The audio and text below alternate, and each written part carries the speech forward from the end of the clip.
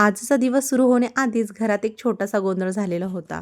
सकाळी उठून बघितलं तर घरात उंदीर चिकटलेला दिसलेला होता. पण माझं बाळ एवढ्या कौतुकाने त्याच्याकडे बघत होतं जसं काही त्याला पहिल्यांदाच काहीतरी नवीन पाहायला मिळालंय. इथं 10 वाजले तरी माऊची काय झोप व्हायला तयारच नव्हती. तर आज सानूचे मामा मामी थोडेसे बाहेर फिरण्यासाठी गेलेले होते. आज सानूच्या मामाने बाहेरूनच नाश्ता आणलेला होता मुलांसाठी, त्यामुळे सर्वांनी नाश्ता करून घेतलेला होता. आमचाही नाश्ता झालेला होता.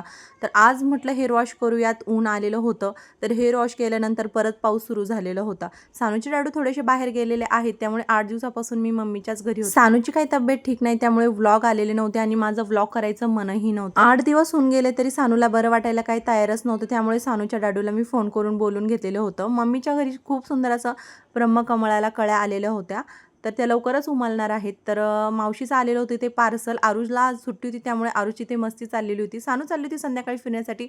छोटूसा व्लॉग जर आवडला तर फॉलो, सबस्क्राईब, लाईक, शेअर.